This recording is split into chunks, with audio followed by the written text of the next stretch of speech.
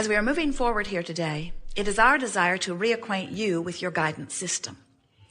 We want you to remember that you are an extension of source energy. And we want the most important thing in every moment of every day for you to be awareness and maintenance of that connection. Because when you are aware and deliberately maintaining that connection, which is what we're talking about, allowing that connection. When you are maintaining, tending to that connection, you're thriving. You're clear-minded, you're joyous, you're healthy, you're sure-footed, you're confident, you're eager, you're passionate, you're in love with life. You are who you are. So when you feel frustrated or overwhelmed or afraid or angry or depressed, those emotions don't mean you're bad. They don't mean you're wrong. Those emotions mean you've practiced some thoughts for quite a long while and activated them often enough in your vibration that they become familiar. And now you have a belief or a dominant vibration that has enough divergent thought in it. And by that we mean different from who you really are and what you really know, that you got static in your vibration.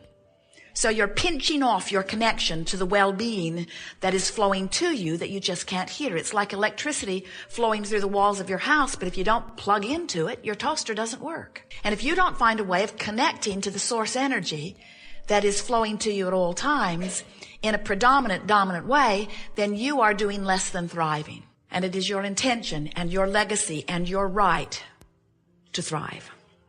You knew when you came into these bodies that there would be plenty of things, plenty of variety, a smorgasbord on all topics for you to choose from. And you knew that you would be looking around and that you would be discerning your own personal preferences. But your plan was then, and still is, to look around until you figured out what it was you preferred, and then your plan was to give your undivided attention to what you prefer, because you understood that that's the way you train your vibrational alignment with what you prefer. And when you do that, it comes to you. Have you ever known someone who you knew was so wrong-headed, you knew that they were not based on what you thought was moral or appropriate behavior, and yet their life still continued to work, they still continued to win? You know why? They don't listen to the other side of the argument and mix up their vibration. They focus upon what they want. They hold themselves in alignment with what they want. They send only one signal about what they want, and the universe delivers to them what they want. And it doesn't matter how many others stand back and claim injustice, unfairness, foul play, inappropriate. The law of attraction always answers your vibration. And it doesn't have anything to do with what anybody else is doing or what anybody else thinks about what you're doing, unless you change your vibration because of what they think about what you're doing. That's why a variety of medical remedies can work differently on different people. That's why there's not one cure that always works. That's why a variety of religious intentions works for different people. There's not one truth or one religion that is appropriate. So it is your job as an extension of source energy to line up with that which you are an extension of. And you can tell by the way you feel how you're doing about that. So you have within you an emotional guidance system. Emotions that range all the way from passion and joy and appreciation, all the way to despair, all the way to depression. We want you to feel with us for just a moment that no matter what name you give or label you give these emotions, there is passion and appreciation and love and joy and knowing. There is believing. And there is hoping to believe. There is optimism and there is pessimism. There is frustration and overwhelmment. There is discouragement. There is fear and there is anger. There is anger and there is fear. It depends upon what you're angry about, where it falls on the equation. But fear is a very deep resistance emotion. And then there is that feeling of despair or depression. And we want you to notice that as you move up or down this emotional scale, that on the end that feels wonderful is the knowledge of empowerment. That's where the perception of freedom is. And on the other end of the scale, where despair and fear and depression are, that's where there is a perception of absence or loss of freedom or empowerment. When you feel an emotion like fear, can't you feel that in that fear there is the perception of powerlessness? We really want you to notice that that's what emotions are about. You are empowered beings, but when you perceive that you have not power, then you begin to feel fear. And what happens to so many people is because they are not really aware of this emotional meter, and they are not aware that they can take an emotional journey in a matter of seconds or minutes and change their vibrational attitude and point of attraction, and therefore change what's manifesting in their experience. Because so many people have forgotten that, don't remember that, or have taught themselves something very different from that as they have attempted to please others in this physical body. What begins to happen is that large segments of your population, which just means a lot of individuals who become mass consciousness, come to believe that the way they control the way they feel, which is important to every one of them no matter what they say, the way they control the way they feel is by trying to change the circumstances that affect them when they focus upon them. When you look at something that makes you feel good, you say, yeah, I'd vote for that. But when you look at something that makes you feel awful, you say, we've got to do something about that. We've got to get rid of that. We have to change that. We have to take that out of our society or get that off of the face of this earth. And what we're wanting you to remember as we're rampaging through this glorious day together is that you will never find your freedom through attempting to control the behavior of others, because you can't do it. You can't even control your wife. You can't control your kids. You couldn't control your parents when you were kids trying to control your parents. Teachers can't control their students. Employers can't control their employees. Wonderful man in a restaurant the other night, Jerry and Esther's favorite restaurant in this area, said, I have employees and 75% of them I adore, and 25% of them I would like to kill. And he wasn't kidding. You cannot effectively shift the way you feel if you believe the way you feel is contingent upon the changing of some circumstance or condition outside of you. That's why so many masters and teachers have tried to remind you about unconditional love. Unconditional love means love without changing conditions. Unconditional love means staying connected to Source regardless of the conditions. And in the continuing connection to Source, then the conditions must acquiesce to the changed vibration. We can feel that through your trial and error, through your willingness to experience life, through your wanting to feel good, and through your constant seeking, that you have come to know these things that we are talking about.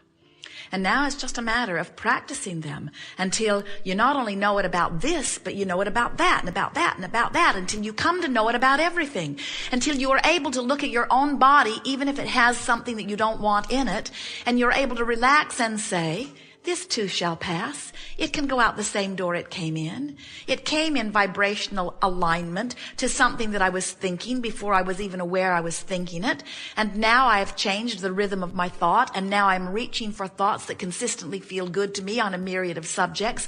All things unwanted must leave, and all things wanted must come. It is law. It is not possible for you to want something that does not come into your experience if you are in vibrational alignment with what you want. So why would you not be in vibrational alignment with what you want? Why would you not give your undivided attention to what you want? Because you've been trained to ferret out the problem, wrestle it to the ground, and kill it. But what you're coming to understand is, in the whole process of ferreting it out, identifying it, cataloging it, pigeonholing it, making monuments about it, talking about it, passing it on from generation to generation, you've activated in your vibration, so it must continue to be your experience. You cannot wrestle it to the ground and kill it, because there's another and another and another and another and another, because the universe will constantly give you whatever is in your vibration. No exceptions, you see. You've got to change your vibration. There is not a medical cure that can cure something that's off in your vibration.